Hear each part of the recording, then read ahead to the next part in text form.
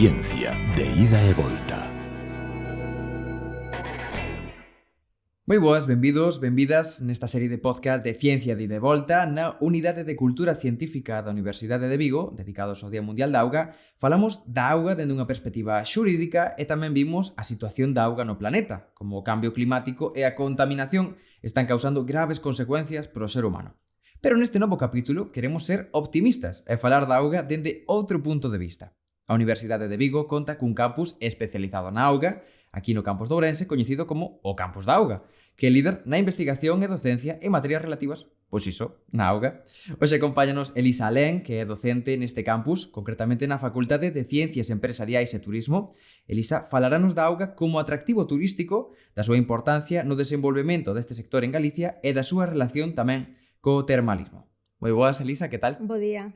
Bo día. Pois, en primeiro lugar, contanos un pouco que ten que ver a auga co teu traballo.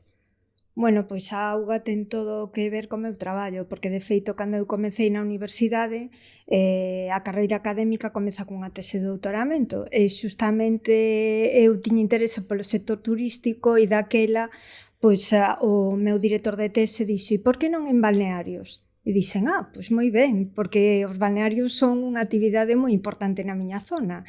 E entón así comezou, o sea que imagínate toda a importancia na miña carreira e na miña investigación. Galicia, sobre todo a provincia de Ourense, está moi ben sellada a este termalismo, a esta industria do turismo ben sellada ás augas termais. Como foi a evolución? Porque realmente é unha actividade que ven moi de longe na historia humana. Pois sí, aquí comentábades antes co profesor Pedro Araújo o tema da evolución tamén do termalismo, e temos xente de xeografía aquí no propio campus da auga, de historia, traballando na parte esa histórica, porque ven xa dos celtas, dos romanos, a auga sabemos que se ven utilizando desde a antigüedade. Evidentemente, daquela non con finalidade turística, era unha finalidade máis ben relixiosa, de ritos, tradicións. É certo que en algún caso usábase algunha cousa como que hoxe poderíamos decir terapias caseiras, vamos a chamarlle así, pero sí, obviamente o uso das augas ven de moi lonxe e forma parte da nosa tradición e a nosa cultura. É certo que os usos foron mudando co tempo e esa parte foi achegándose máis a ese uso terapéutico do que tamén introducía Pedro. Temos pasado, como en calquera actividade, por diversos ciclos. Entón, ten habido un ciclo no que se usaron de xeito científico as augas e foron moi importantes nas terapias cando non existían outros medicamentos, e desbotáronse nunha altura por aparición de produtos, digamos, que eran máis rápidos para obter o mesmo beneficio terapéutico. Nominalmente falamos do tema das penicilinas, o que se denominaríamos antibióticos e demais. Eso unido desde unha perspectiva máis de turismo, de movementos, non? De persoas de deslocalización, a que as altas clases, nominalmente a xente da burguesía da época e mesmo da monarquía, decidiu mudar o feito de ir ás termas, aos balnearios da época, para ir ao mar. E iso mudou o paradigma por completo. Si sumas eses dous efectos, levas a un descenso, un abandonamento do uso das termas con esa finalidade doble, terapia, e unha parte que era de deslocalización, que hoxe denominaríamos turismo, e agora, xa hai algúns anos que se está volvendo a retomar. Un pouco con tema de que estamos a procurar destinos menos masificados, estamos a buscar outras terapias que non sexan seguramente tan agresivas, e a verdade é que hai un rexurdimento. Non é fácil, o tema da pandemia non axudou moito, e a verdade é que se está a traballar forte desde o sector, pero, hai algunha que outra dificultade. Sí que é verdade que na parte de terapia Ahora están saindo informes que din que, por exemplo, co tema da pandemia, as augas poden ser moi boas para a recuperación. Entón, eu penso que ese tipo de análises científicas dos efectos terapéuticos das augas, pois veñen moi ben para o sector. E que perfil de cliente consome este tipo de actividade turística? Pois o perfil é moi heteroxéneo. Eu diría que hai unha parte de xente xoven, mesmo idade media, ese perfil máis turístico é probable que vaya máis en períodos vacacionais ao uso, dixéramos pontes, fins de semana, fai estancias máis breves, porque o que nos din os distintos estudios é que ese perfil non busca tanto unha finalidade terapéutica, entendida como resolver un problema de saúde, sino que o que busca é un mantemento da saúde que ten ou un relaxamento, un benestar. Sí, exactamente. Incluso hai un perfil que está a crecer que todo o vinculado aos temas de beleza, que tamén é unha parte dentro do sector. Despois, o grupo que ten unha motivación máis terapéutica normalmente ten maioridade, porque é certo que están correlacionados, non? Sí. Cando aparece unha patoloxía, normalmente cando vas... maior, claro. Efectivamente. Entón, é máis normal que teña máis idade. As estancias son máis longas, porque sí que é certo que o que din os médicos, eu non son médica, pero o que nos din os profesionais da parte sanitaria é que para ter beneficios terapéuticos a estadía ten que ser máis prolongada. Se ti estás en activo, é probable que non teñas tanto tempo, non? Claro. Para estar ali, pois imagínate, 2 semanas, Claro, 10 días, tempo. claro, é bastante tempo. Entón, aí a idade sube, e ese sería outro grupo. Dentro dese grupo tamén temos as persoas que participan en programas de termalismo social, que é un grupo tamén importante.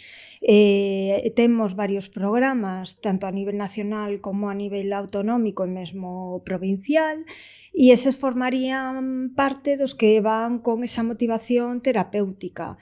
E claro, tamén é certo que a un nivel económico ou empresarial, como quixéramos denominar isto, axuda moitísimo a desestacionalizar o produto turístico, porque se decíamos que se estás en activo, pois pola semana é máis difícil que podas ir a un balneario, se xa non estás en activo, non tes esa limitación. Por tanto, podes ir en períodos onde o resto das persoas non poden viaxar. E iso pois pode axudar os establecementos. Xa que estamos no campus da Auga, aquí en Ourense, pois hai que comentalo tamén. Que importancia ten pro turismo en Ourense precisamente este tipo de turismo? Pois é moi importante porque temos bastantes establecementos balnearios que dinamizan a zona e aparte a min gustame decir, xa sei que ao mellor non é moi académico, pero que é un produto turístico que marida moi ben con outros produtos turísticos. É dicir, ten moitas combinacións posibles e todas boas. Temos exemplos de este produto turístico combinado con deporte. Perfecto. Temos establecementos que están a facer, por exemplo, rutas de BTT, que fan entrenamentos de remo, que fan diversidade de elementos relacionados co tema de turismo deportivo. Pero é que despois pensase nun produto estrela en Galicia, Camiño de Santiago, pois tamén hai programas en que este produto se utiliza para axudar as persoas que fan no camiño, porque que mellor que acabar unha ruta e poderte relaxar na auga quentiña, neste tipo de establecementos que te coiden e demais. Pero se falamos de gastronomía, tamén ali están. Pero se falamos de rutas naturais, despois moitos destes establecementos teñen acordos con empresas de turismo activo das zonas normalmente de interior, que isto é moi importante porque dinamizan, para facer rutas de senderismo, de turismo cultural. Entón é que as posibilidades son infinitas, onde a imaginación te leve. Aí está o límite. Claro, entón temos un produto moi bo, temos un público objetivo moi diverso. Temos Sí. un montón de actividades que son como satélites co que podemos combinalo. Efectivamente. Entón, a pregunta ao respecto do teu ámbito de estudo, pois sería como vendemos isto? Como se está vendendo? Que tal o estamos facendo? Bueno, estamos facendo ben, eu penso. Sempre hai marxe marxe, de mellora, non? sí, sempre. Eso sempre hai marxe de mellora. Estamos facendo ben porque estamos facendo todas esas combinacións, bueno, e me esquecindo o golf, que seguro que na conversa ainda se me acordo de máis cousas. De moda, Sí, non? sí. Entón, estamos facendo ben e eu penso que temos que seguir avanzando en ver esas mudanzas nos mercados e ir adaptando o produto a esas mudanzas. Tamén se está a falar de turismo interxeneracional.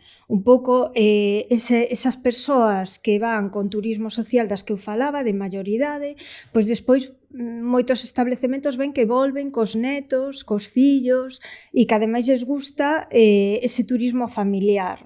Bueno, hai diversas alternativas e penso que todas son boas para explorar. Seguiremos vendo que alternativas temos. Por que Canles adoita expresarse este tipo de campañas? Non sei se as novas redes sociais e tal son as que máis se usan, as que menos, como vai a cousa? A ver, na miña idea non é a canle máis usada. Eu penso que máis ben se utilizan canles máis tradicionais. De feito, nos estamos en algún caso vendo estudos das novas tecnoloxías, temas de intelixencia artificial e demais, e vemos que, imagínate algo que é bastante común en hotéis de outro tipo, vamos a chamarlle hotéis generalistas, como chatbots para axudar os clientes no procedimento de reserva e tal, que nos saibamos todavía non hai implementados. Entón, moitas veces vemos que é unha xestión máis tradicional en ese sentido, e a canle é máis tradicional. Obviamente utilizan redes, eso sí, teñen a súa asociación, pero bueno, non é a canle principal, na miña opinión. Sí, máis polo ámbito máis tradicional, non? Sí, sí. Outro dos teus traballos tamén analiza a mellora do benestar físico e mental dos habitantes de Ourense tras as experiencias termais. Que nos podes contar sobre ese traballo?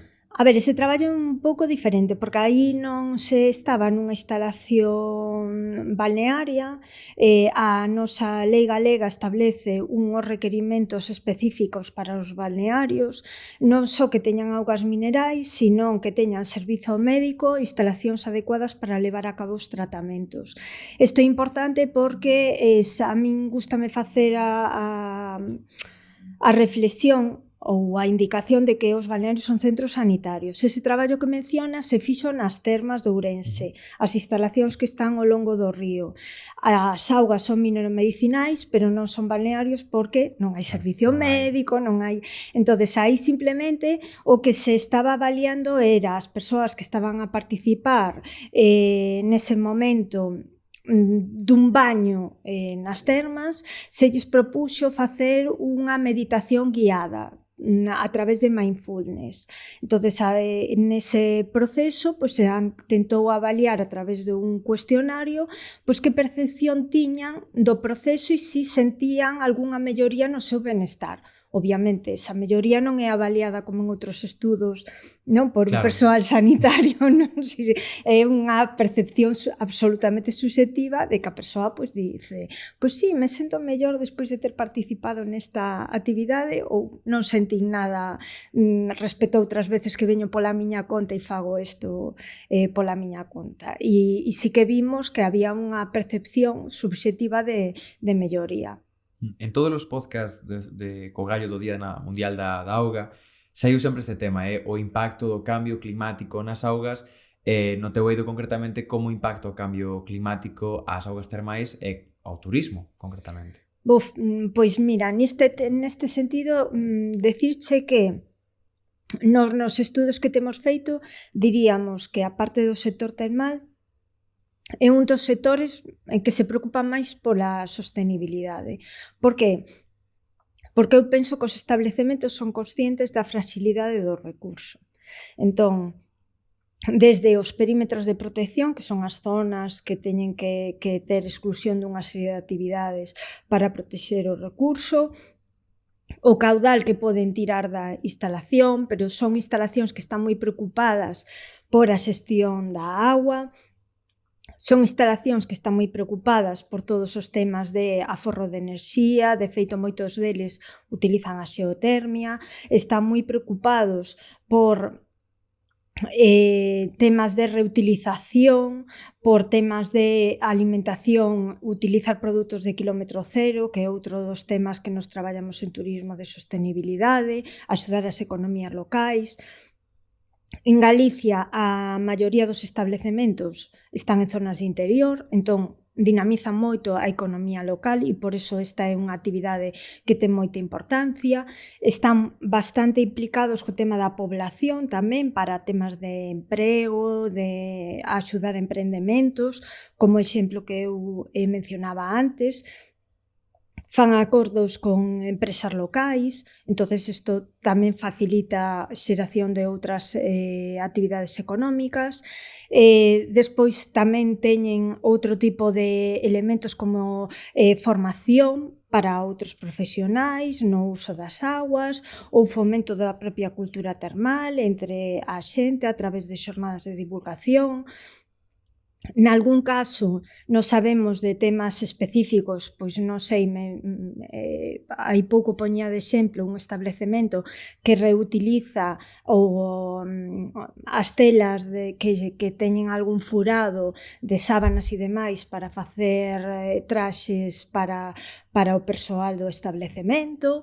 Bueno, este tipo de prácticas se ve que o sector está preocupado por elas. Que camiña cara a sostenibilidade, non? A parte do tema das augas termais, tamén falamos moito dos balnearios, dos spas, que non son exactamente o mesmo, que funcionan de formas diferentes. Soberaste moito máis, dende o punto de vista da mercadotecnia, do marketing, como vendemos esas diferenzas? Hai moita diferenza? A ver, a nivel teórico hai moita, porque a nivel teórico a diferencia sobre todo está no recurso que utilizan. O recurso é auga nos dous casos, pero nun caso é auga mineromedicinal declarada de utilidade pública e noutro caso é auga, dixéramos, sanitaria ou tamén denominada auga do grifo que tes na túa casa e eu teño na miña. Qual é a principal diferencia a un nivel operativo, na miña opinión?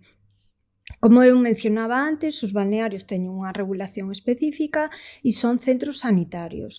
Estes establecementos, os spas, non son centros sanitarios e isto, por exemplo, na xestión, claro, muda bastante. Tamén, dende un punto de vista empresarial, teñen unha vantaxe, na miña opinión, adicional e é que si son un balneario, só me podo localizar onde está o recurso e o recurso está nun sitio determinado, non o decido eu. Sin embargo, se eu son un centro deste tipo, me podo localizar onde eu queira, porque onde teña maiores vantaxes do tipo que sexan. Entonces, eso xa é unha grande diferencia na xestión. A hora dos públicos, na miña opinión tamén son diferentes. Eu penso que poden coexistir todos os produtos e máis deben existir todas as alternativas e que sexa o cliente ben informado o que decida que é o que quere. Eu acórdame no inicio, cando eu falaba antes, non, que comecei a tese de doutoramento, que unha queixa recurrente no sector era que se mesturaban todos os produtos. Nos catálogos da turoperación, mesmo cando ibas a unha axencia de viaxes a buscar información sobre calquera de produto, os catálogos que che ofrecían as axencias iba todo mesturado, de forma que ti non eras capaz, salvo que coñeceras os distintos establecementos, efectivamente, de saber o que che ofrecía cada un. Agora, temos avanzado. O que pasa que a mí me dá a sensación de que a maioría do público aínda lle costa un pouquiño diferenciar. Me dá a sensación. Sí que se está facendo esforzos desde o sector para que quede claro o que ofrece cada un. E despois tú, dende a túa motivación e do que queiras, claro, escolles. Si non tes motivación terapéutica, que te queres relaxar e queres probar un hotel que che ofrezca pois ese servicio, pois moi ben, pero sabes que ali non tes motivación terapéutica, vas a topar unha auga sanitaria e vas a disfrutar dunhas instalacións. Si o que queres é outra cousa, pois necesitas outro tipo de produto. Eu penso que se as regras están claras, que cada un escolle o que queira. Claro, cada un escolle en función dos seus gustos, das súas preferencias. Pois por ir rematando, quería que me deses unha idea de como ves a evolución do sector nestes últimos tempos aplicado á auga, ás augas termais nomeadamente, e tamén unha proxección de onde crees que vamos, ou incluso un desexo de como che gustaría que fose. A min gustaríame ese balneario en Ourense que non acaba de chegar. A verdade é que sí que me gustaría. Eu penso que o sector está traballando ben, creo que me gustaría que tuvésemos máis proxección, a verdade é que sí, me gustaría que se vise a calidade do produto que temos, non?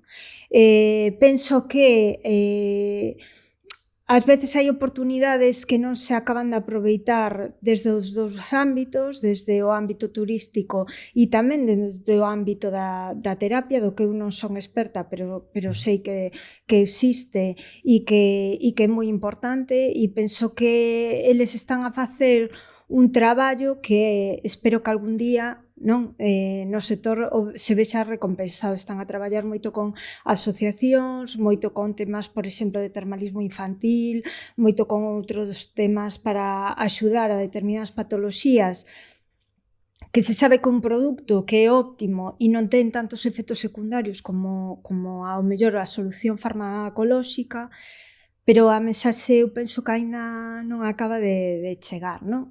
Entonces, os meus desexos serían esos, que a mensaxe acabase de chegar, os meus desexos serían un mellor aproveitamento e se pode ser máis instalacións que aumenten a oferta e, por tanto, sexamos quen de ter unha capacidade que permita atraer a maior demanda, pois xa redondeamos todo o produto. Pois quedamos con ese desexo. Ata aquí este podcast. Moitísimas grazas, Elisa, por acompañarnos. Gracias a vos. E vémonos noutra.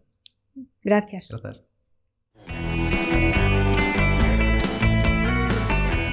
Ciencia de ida e volta.